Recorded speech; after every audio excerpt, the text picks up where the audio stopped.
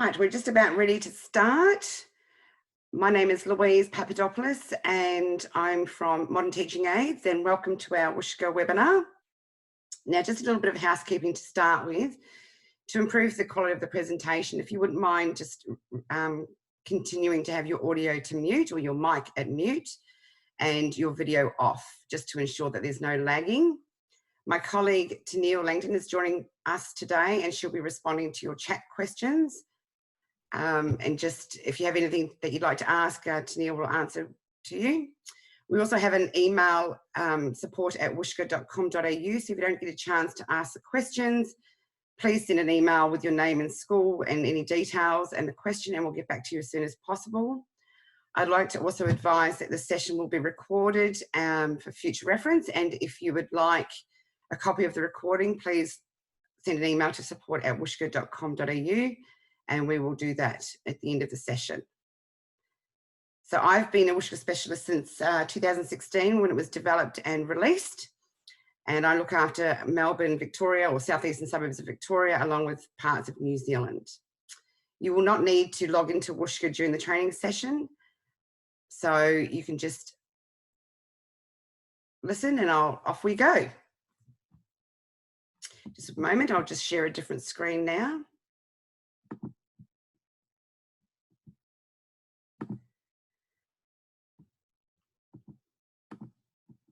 Right, there are two, initially what we want to try and help and support the teachers with today is to give you enough information that you can get your kids up and reading and give you the confidence in setting all your levels and take home resources that you may require in this new remote learning environment. There are two sites, wushka.co.nz for any New Zealanders that have joined us today, and we've also got the wushka.com.au site for Australia. You would have received an activation link, which will enable you to activate your Wushka account as well as creating your own password. The person who would have instigated or implemented Wushka into your school is your program coordinator, and they can add a new teacher or class if required. So if there's any EAL teachers or learning support officers that you require on your site, please feel free to contact your program coordinator and they will be able to add the teachers to the site. So when you first log in, you'll come to the Wushka website. Now this is a cloud-based learning program, so it will perform across most digital platforms. We do recommend the preferred browser as being Google Chrome or Safari, if that like. Internet Explorer is a bit outdated now, so the preferred browser is definitely Google Chrome.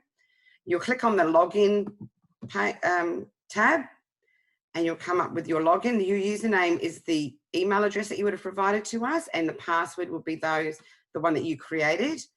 But if you are the program coordinator, you will receive an administration username and password and you use that. You click login, like so. And there'll be one dashboard that comes up for teachers, which is the teacher dashboard. But if you are the administrator, you will have two panels that come up like so. If I click on teacher dashboard, you'll find here that you have a panel with tiles in it. The first place I'd like to show you initially is the helpful resources. And the reason I show you this is because there's some information here that you can access very easily. So when I finish today, you might want to revisit the teacher setup guide. We also have a reading correlation chart because I understand that there are many schools using different levelling systems. You've got Fondness Panel, you've got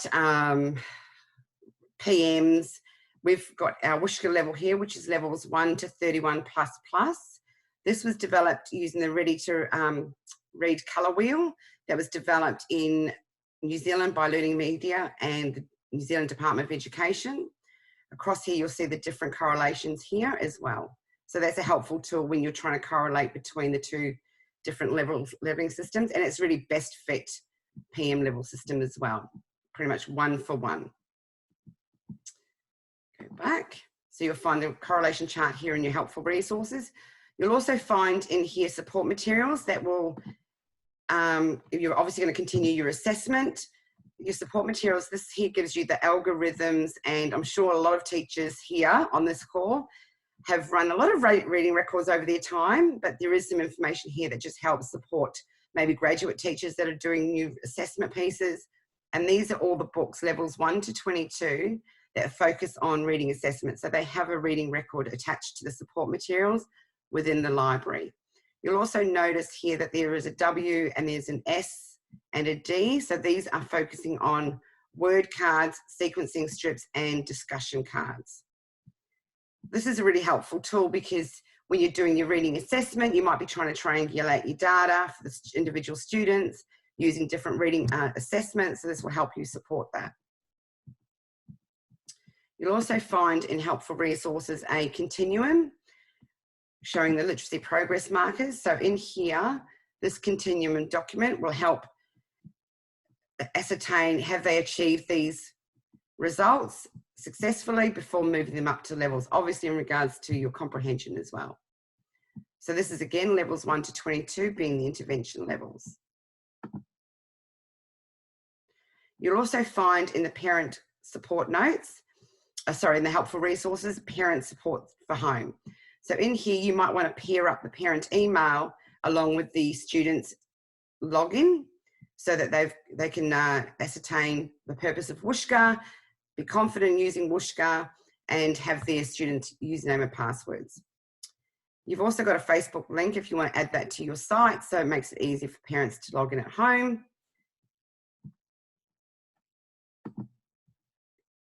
Right, let's get started. So when you log in, this is where I'm going to cover 3 areas: your teacher planning, management of your classroom management, and statistics. So this is where I'm going to go into the reading boxes and show you where your teacher planning is done. So you've got, again, levels 1 right through to levels 31++. As I scroll down, you'll see that. You can expand your box using the plus sign, but you can also use the arrow here to scroll across the box. There are between 40 to 60 titles per level on average. As you move into the higher levels, there are less text because it's a longer text, but in the earlier levels, levels 1 to 2, there's probably close to 60 titles because they move through them a lot quicker. Again, this is your planning management. So what I do here is show you the filtering option. So if you're looking at your, possibly the lessons that you're going to be focusing on for the week, your learning purpose or intention for the week, you can look at your theme. So if your units of inquiry, for example, if you want to look at units of inquiry and focus on that topic, you may want to look at comprehension strategy. So here, for example, compare and contrast. I want to find all the text that focuses on compare and contrast, and you can scroll through like so. Click reset to bring the boxes back to its original state. You can also look at fiction and non-fiction. Look at the length of the text. You might be looking for a particular short piece of text just to focus on a strategy. And then, of course, you've got your writing focus with your text types as well. If I use an example, because I want to show you a text. So I want to look for a compare and contrast content. I'm going to bring up this book. Anywhere in the system where you see the cover of the title, you can click on it and it'll bring you into this next page. In here, you're going to see the information about the text. So the description, which is a bit of blurb about the book. And then, of course, you've got your school details. So this is highlighting your high frequency words, your vocab content, your phonics focus. There's also an activity that you may want to do after the text. And then down further, you'll find all your support materials. In here, you're going to find your activity sheet, the lesson plan, which you can view or download. You've also got printable versions of the text, which you may want to use for a writing focus, so the ones that are wordless. I say that 90% have a wordless text in here. It is a printable version, so it doesn't look very nice on the screen. It is for the purpose of printing out and maybe retelling the story using your own words.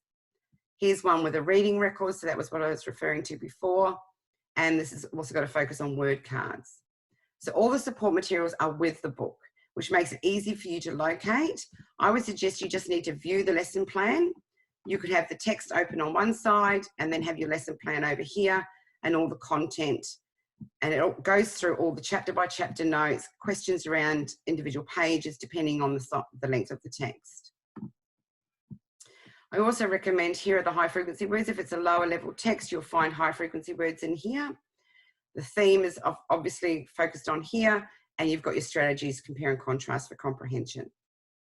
If this is a text that you would like to refer back to and maybe use this as a group guided reading text, I recommend you bookmark the text here, because when you bookmark the text, it will then go into your My Bookmarks, and you'll find all the books that you've bookmarked for a purpose. It could be for a shared reading content, it could be for guided reading, or you could be bookmarking for take home.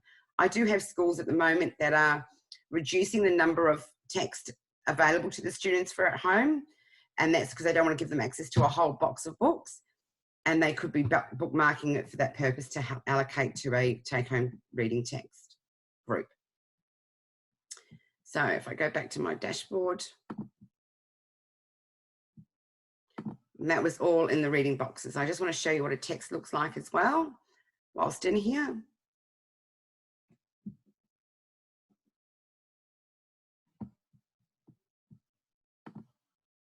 One second, I just got to mute everybody.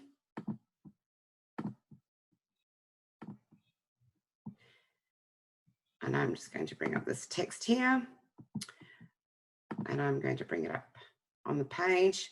So this is what a book looks like, and I just want to highlight to you this button, the orange arrow, that is the play for the audio, because you may have students, EAL students, or you might be promoting listen to reading.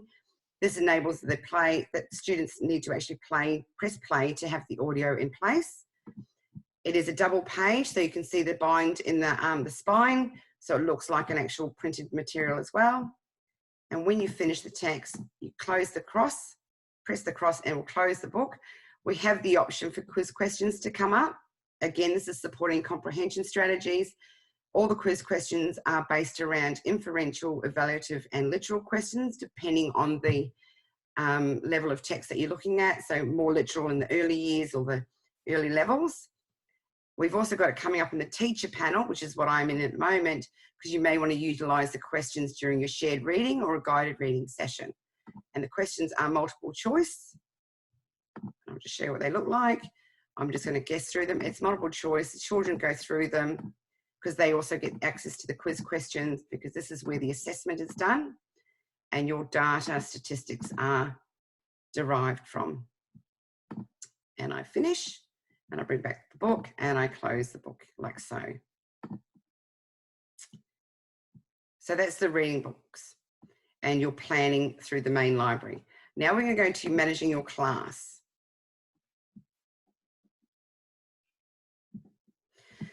When you click on your teacher dashboard, you'll go to manage class, and in here will be your class list. Now you will, when you initially set it up or log in, you'll find that a lot of this is not set because you haven't gone in and set it up as yet. So I'm just making sure my time is on.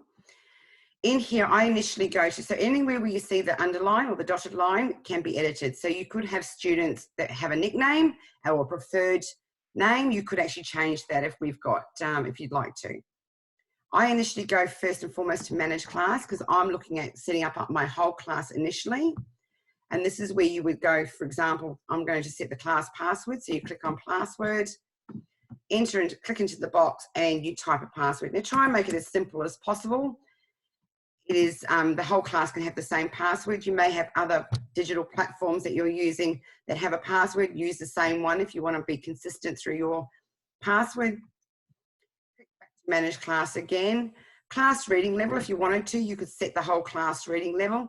We're now in term 2, so that really isn't relevant because most kids are reading at different levels. So I always skip that one.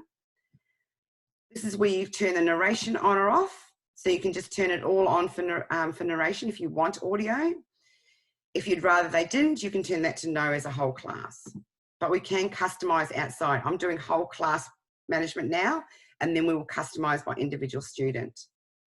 Class quiz questions. So again, this is where you do whole class. I predominantly recommend compulsory because we want to create data across the classes and the students regarding their comprehension. And this is also where you create your reading groups. So if you're using it for guided reading, which a lot of people are using for take-home and guided reading, you can still run the instructional class remotely, just as I am now with Zoom. In here is where you create your name. So let's go. My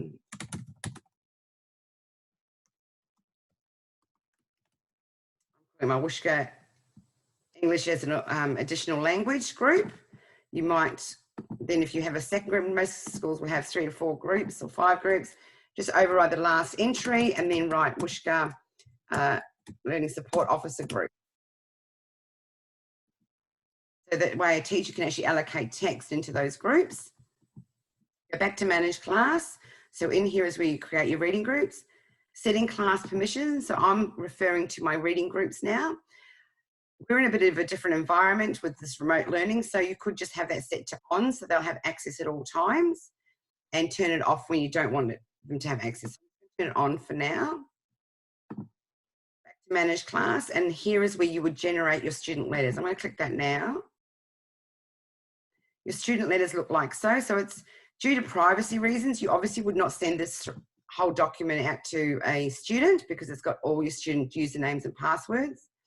Therefore, I suggest you use a snipping tool, cut out that each individual student's login, pair it up with the student appearance letter, and send that out on an email to your students. Or if you're doing classroom little student packs, some schools are doing student packs at the moment and sending them home, cut them out and put them in the student packs. In here, you'll also notice class archiving. I'm just going to highlight the archive student. If you do have a student leave, this is where you can archive the student should you need to. Right, we've done the whole class setup now based on what your recommendations are for whole class. I will highlight on this right-hand side, this is where you can add a new student. If a new student does come to the school, this is where you would add the new student. Like so, click add student, and the student will then be listed down the bottom here. You'll notice there's no password because they have come in after I've done the whole class setup. Now we're going to look at the reading level. So this is what I refer to as my take-home, fluent, independent level. Click on the box and you'll notice all the levels come up. Wherever student A is sitting at for his easy reading / independent reading level, I would click on this here and the red tick will save that. So I'm saying student A, his access at home, I'm happy for him to be reading level 6 to 8 because he's within that range for independent reading. The access I'm going to give to him, you've got many options here. You can allocate reading group only, reading level only, reading level and 1 level above. So you might be wanting him to do some extension work. Reading level and 1 level below, I tend to recommend this because it gives them access to 2 boxes of books. Reading level and all levels below, that is if you want them to have access to all levels, etc., and the list goes on. So whichever you feel is appropriate for that individual student, you click on that. Now you do have to do this by individual student as well as the reading level, because the reading level, remember I said in the managed class, you weren't able to, because kids are reading at different levels, best to do this customized by individual student. Level access can only be done by student. Then we're going to put student A into a reading group. So I know that student A, he should be in my Dolphins take-home group. Click on that. You would have a whole list come up of all the ones that you've said. So I've got the Wushka one there, the Alice. So I'm going to assign my student to a group. Reading group permissions are on because that means that at any time, student A, he'll have his take-home books available to him, but he'll also have access to the reading group, and it could be my teacher-led.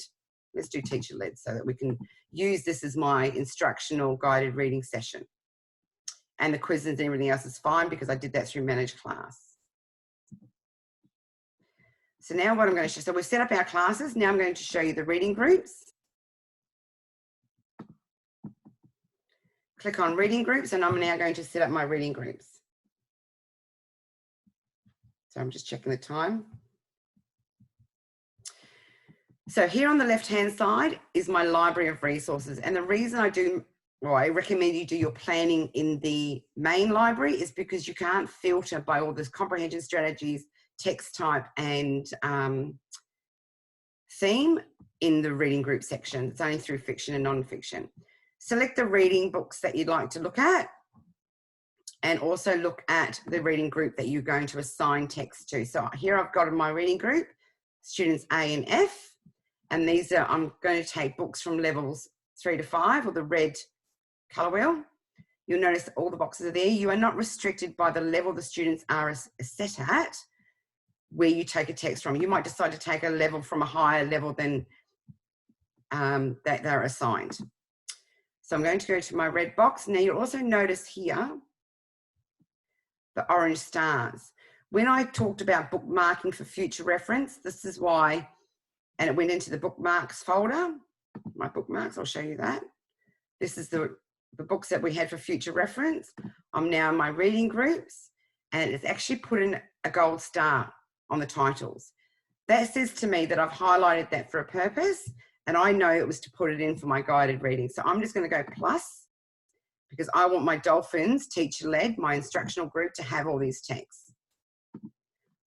Again, just to reiterate, the planning was done in the main library. I bookmarked these titles because I wanted to allocate them or assign those titles to my reading group. You'll see that they've all placed over here. So when the student logs in, I have the reading group logged, turned to on. Therefore, these students will have access to this reading group material. I will show you what a student login looks like shortly, but in the meantime, I'm just going through setting up the groups first. Let's say you've also done this text with the reading group. If you click on this little folder, it's going to archive it and it's going to bring it back into my library, and you'll see it's got a closed folder, as do these. This highlights to me that I've already done that text with that group. You'll notice this has a plus and not a folder. It means I haven't done that text with the group. So I could just add that text in. It does not mean that you cannot allocate the text again. I can click on the box or the folder and it will go back in here. If you make an error or you don't want it in the reading group, you just click the cross. It will take it back out and put it back into its library. You've also got a toolbar here, the spanner. If you click on this, you can rename your group. You might want to rename your group here. If you've done all the text within the group, you can archive all the books, and you can also delete the group. When you're sitting in your session, you're going to do your instructional reading session. I always recommend coming to your reading groups, clicking on the magnifying glass, checking the content, and then you can go to the book from within here. You can then load the text from here, or you could view the lesson plan. So you have access to it from the reading group. You've already done all the work from the planning, so I would load the text from here.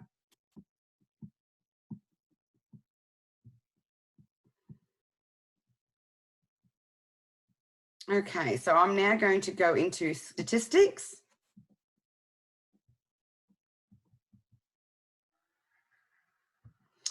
So these statistics are derived from the quiz questions the students have done over time. You'll notice here that student A, he's read 11 books. His average time spent reading, I think this is an important key.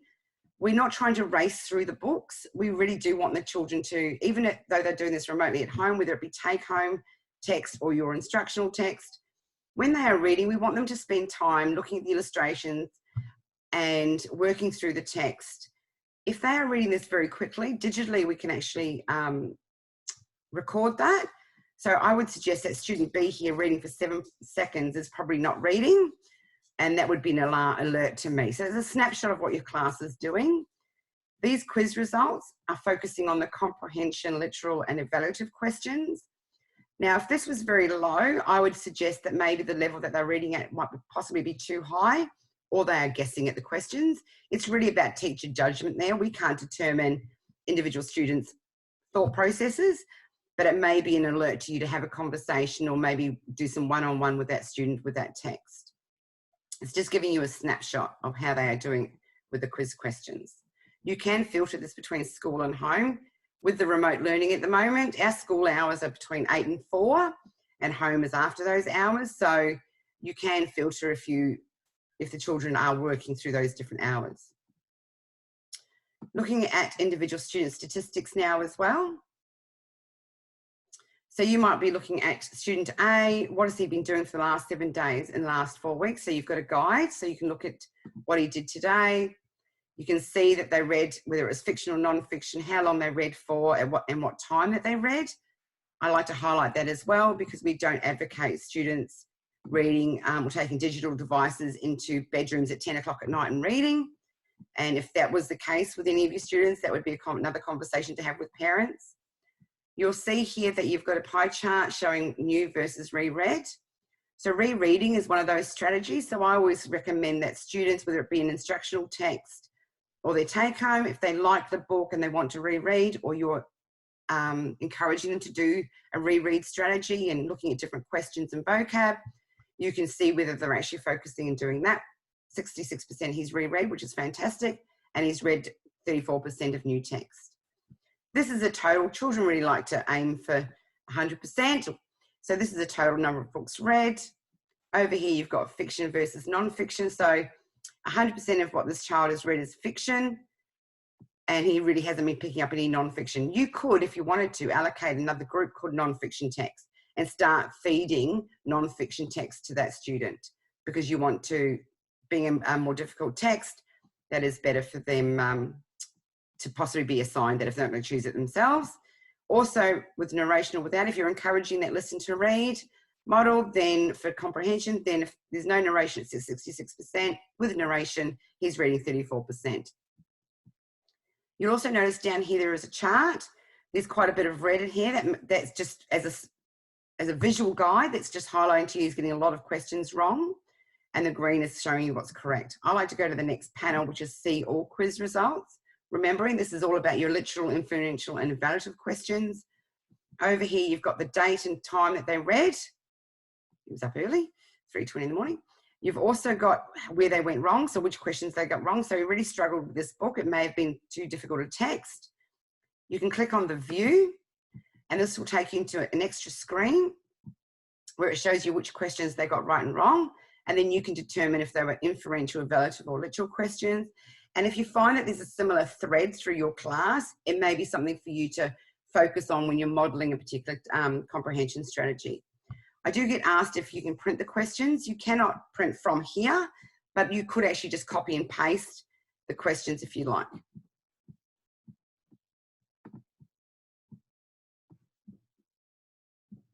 So I'm just checking my time. I'd like to also show you just very quickly, you can get access to every title that that particular student has read. You can also look at the whole class. You can select the reading group. So let me say my teachers and filter the records and have a look at what the whole class has been doing and who's been in your reading groups.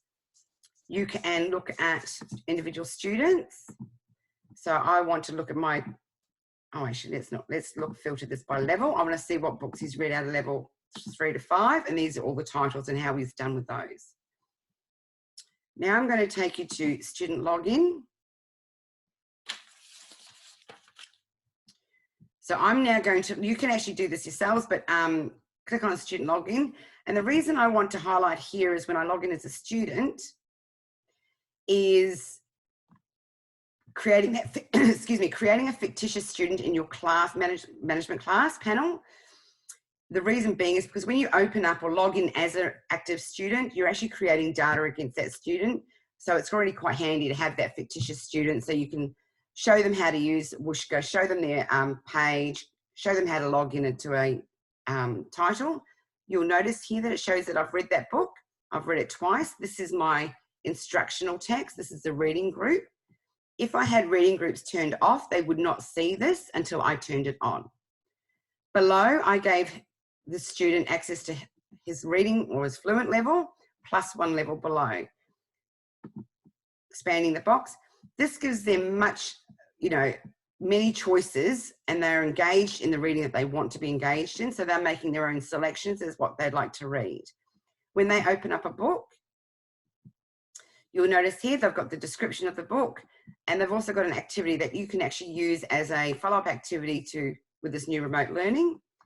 They also have additional text here, so that we had the pie chart that showed anything that was reread and new reading. We're encouraging the next read by doing this. If they like the book, they can allocate this as a favourite, so they can always go back into reading. I had a school that wanted after their instructional learning, when it was turned off, they didn't have access to that reading group any longer. So I said, if you're encouraging them to reread the instructional text, get the children to allocate it as a favourite, because then they will have access to it again.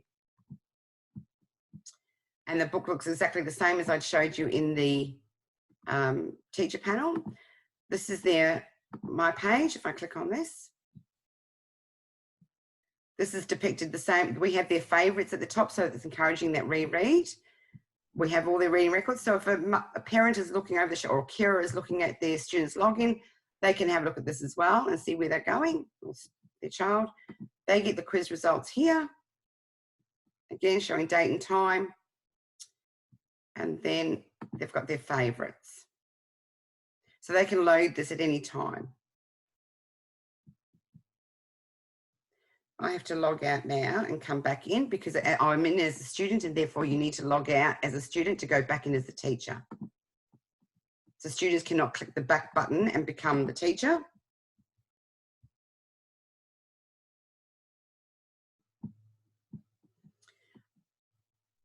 I'm just checking that I've made sure that I've covered everything.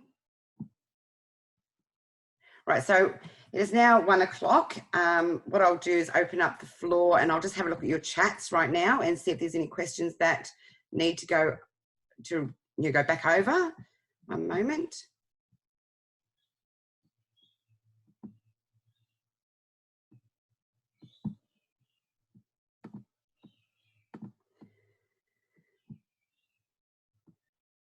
I'm just checking.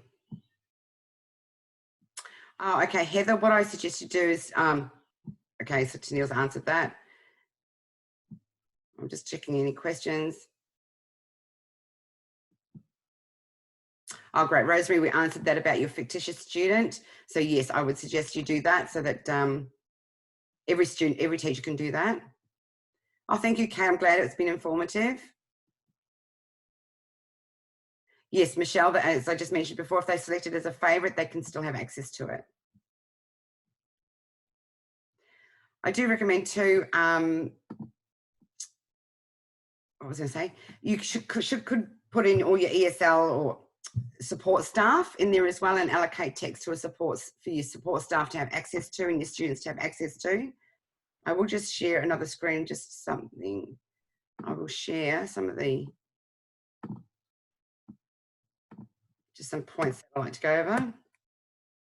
So here's some of the key points. So Google Chrome, prior to giving your students the username and password, so they generated the password sheets or the logins, make sure that you have your level set up correctly. Otherwise, they will have access to everything. The red tick on the class list is your save button. So when I was in the managed class and we made those changes to levels, the red tick is your save. Reading in the first column, I always recommend that as your independent and take-home easy level reading. There's your fictitious student. Oh, I'd also like to recommend too, with your lesson plans and your activity sheets within your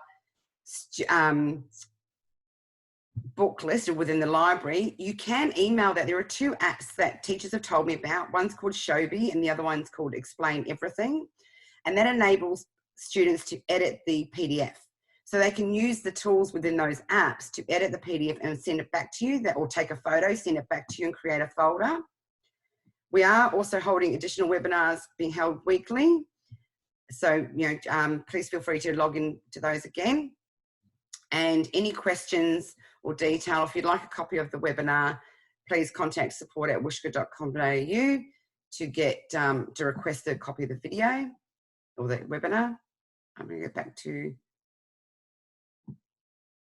sharing my screen again on Wushka and checking chat.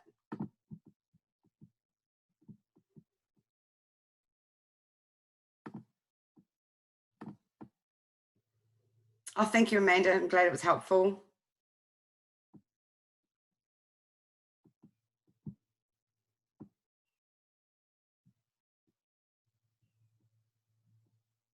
I'm just going through the chat.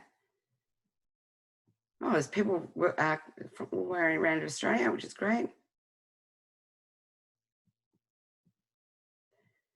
Fantastic.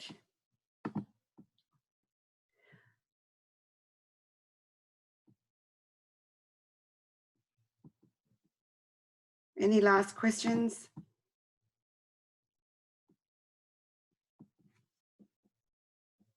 We have 10 more minutes, so thank you, Heather. Thank you. I'm glad it was helpful.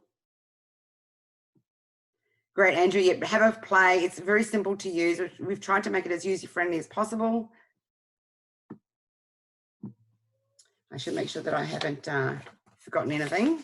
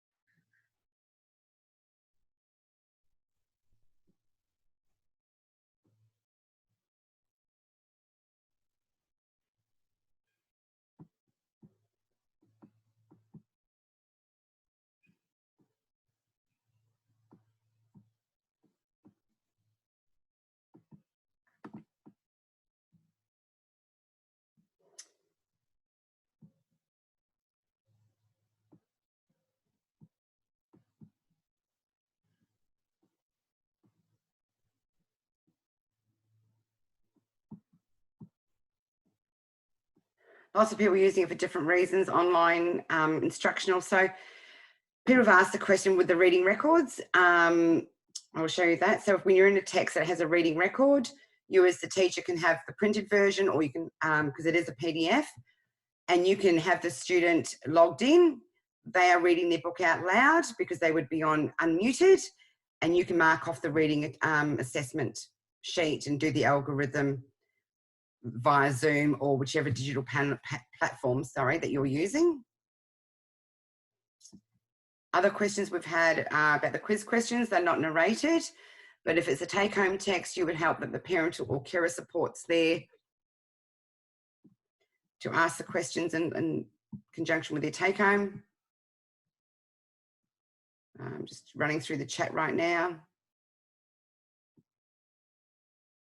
Oh, okay. So I'm sorry, I've got a code here. I'm not sure who asked the question, but they're about quiz questions. Yes, there are 4 to 5 quiz questions on every book, and they're multiple choice, focusing on inferential, evaluative, and literal. You can make the quiz questions compulsory or not. So in here, if you wanted to, you could actually, you might have some students that struggle with quiz questions on their own. You could have it as an optional setting for that particular student, or have it compulsory with, so they have it all the time, or no. That's the beauty of Wushka. You can customize on individual students.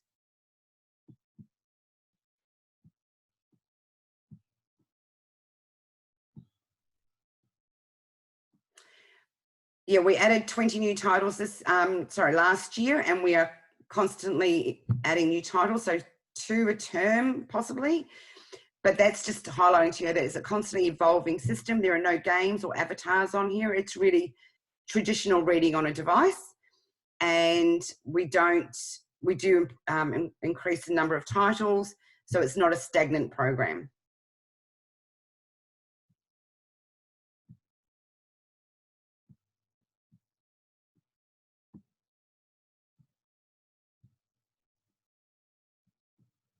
So I'm just reading it through the chat right now.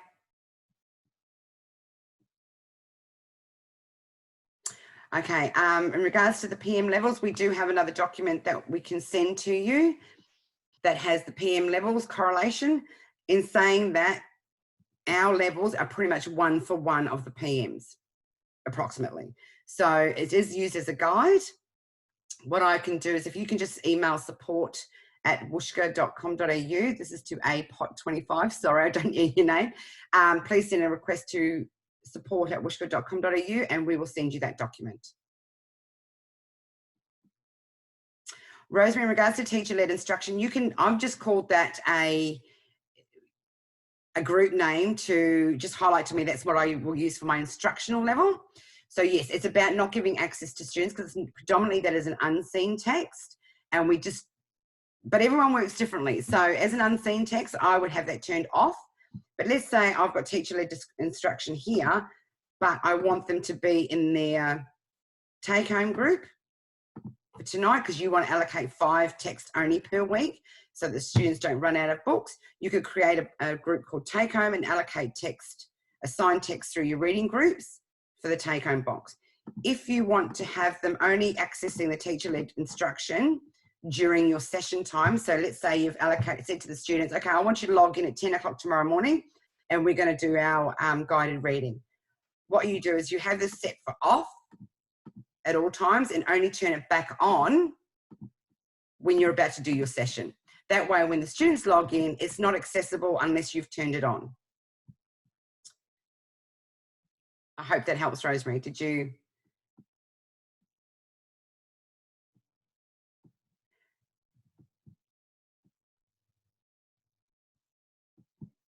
So, Rosemary, did you get that? Was that okay for you? Great.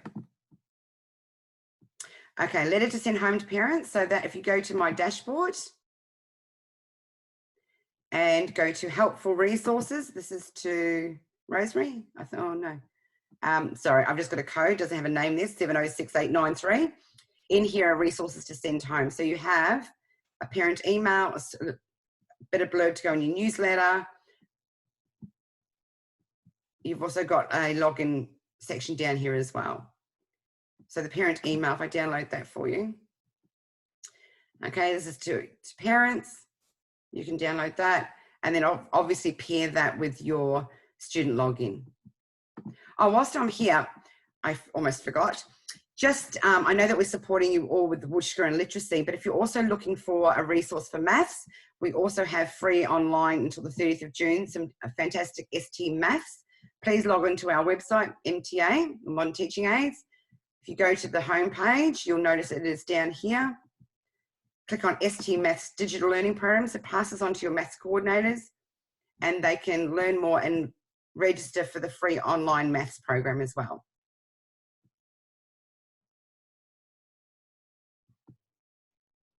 I hope you found that useful.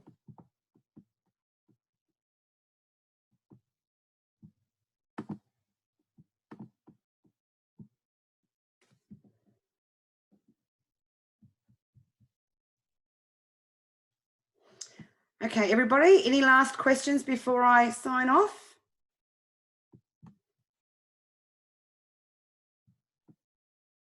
Wonderful. Well, thank you all so much for joining the webinar. Please send a request to support if you're after the video, and enjoy Wushka.